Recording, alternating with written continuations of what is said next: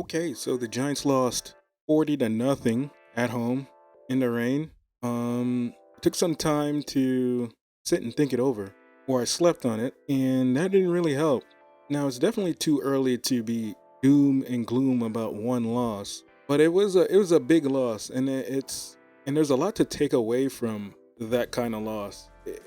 There's one thing to lose, like always. I mean, losing isn't good, but to get 40 balled and then just not be able to score. Like it appeared as if scoring was an impossibility. Like no matter what, the Giants just couldn't score. The whole night was kind of like what can go wrong did go wrong. Like nothing positive could occur on offense for the Giants. The Giants on defense didn't look too crazy.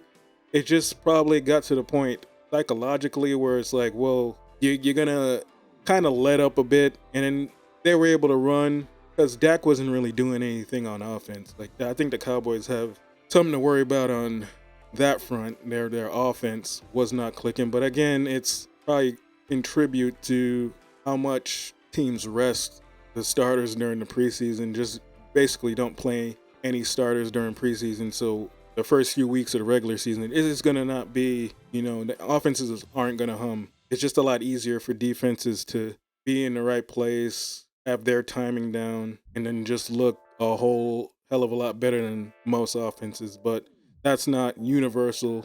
It's just depend on how your team works. But it just seems like the Cowboys didn't really look good on offense, didn't really need to do anything on offense. Not yeah, again, they didn't really need to put forth anything on offense because they were just given 19 points from the get-go basically. I think only 7 of the points they had at the half were just from them actually putting forth a drive and scoring. The rest were just the Giants just gave them that. It was pretty hard to lose, but then at the same time, like if the Giants just didn't give them those points, could the game have like been a lot closer? It probably would have just been a low scoring game because both offenses looked terrible. But nothing comes close to how bad the Giants looked on offense.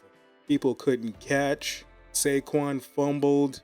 The rain was like the ultimate debuff to Daniel Jones. The center couldn't snap. High snaps, low snap. A snap got by him. The first drive looked good. And you know why? I think it was because, on that drive, on the first drives, you usually have your scripted set of plays. And I think once they got through those scripted plays, it was like, all right, let's read the defense. Let's do some timing stuff. Let's, scan the field. Let's open up the offense. And Daniel Jones just couldn't do that. Not with the amount of time he had. And then that's the other thing. Daniel Jones, last season, I was a proponent of Daniel Jones. Like, I didn't have any issues with Daniel Jones. I was actually rooting for Daniel Jones. I wanted Daniel Jones to do well. I thought last season was a positive sign. I didn't think the Giants were good. So this might sound crazy. I was a little bit, I guess, satisfied by the Giants just winning one game in the playoffs because I didn't expect them to even do that much. So that was quite a pleasant surprise for me. And I thought that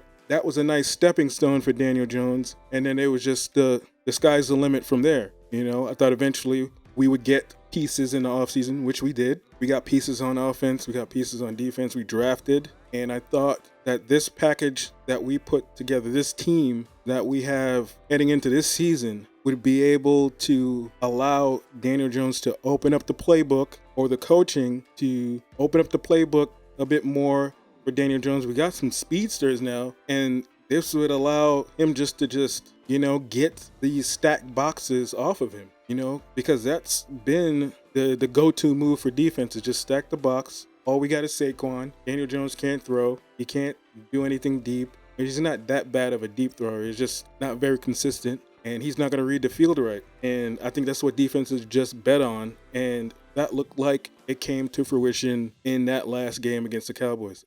They looked like Daniel Jones looked like he couldn't read anything. He didn't have any time. And then what's the point? And I'm going to just say this. What's the point of signing a quarterback to a large contract, to a significant portion of your salary cap, if the guy is not a playmaker? Like, the only thing he playmakes with is his telegraphed pocket scrambles, where he's just scrambling out the pocket. Sometimes there's some design runs, but most of the time he's scrambling out of the pocket. It's very telegraphed, He doesn't really get that far. He might get the first down, but that's not something that you can live or die by. Like, we're paying him $40 million a year just to be able to scramble out of the pocket 6 or 7 yards every few plays, if the defense even allows that. That's kind of crazy. Like, if the dude is not a playmaker, what's the point of having him? If you have this dude and you still need like an elite O-line in front of him to give him the time to even like process the field, then what's the point? And then I get like the Cowboys are like a premier defense, and like the Cowboys defense is vaunted. Everyone's talking about how good this defense is,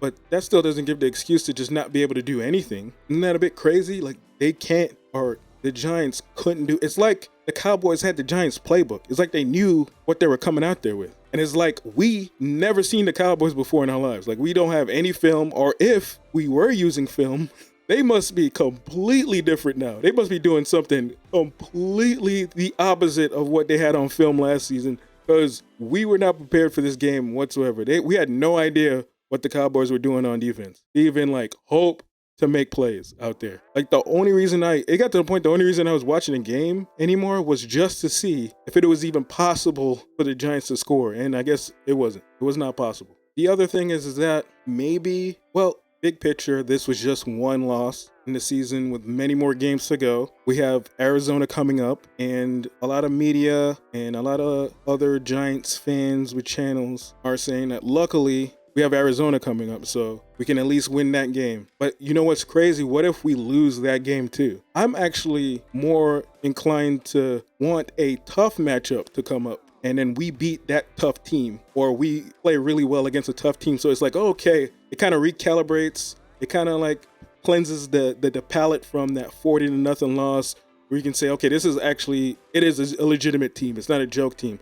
I don't think playing an easy team, or like hoping that Arizona is a pushover and we just get an easy win to like, and then that's gonna recalibrate. I hope not. I hope we do. I hope if we do beat Arizona, it's by a lot and we look really good. I hope it's not like we're still struggling on offense against Arizona, who I'm pretty sure is tanking at this point, and then it's just an even worse feeling, because I don't want what I'm fearing in my mind to actually be what's the case. That like we're just back to Joe Judge stuff. What was the guys before that? I forgot his name. All I remember from that era before that was like Kill Drive, where he was just basically killed it, like his name says, he would just kill the drive with his like terrible play calling. Couldn't play call his way out of a paper bag.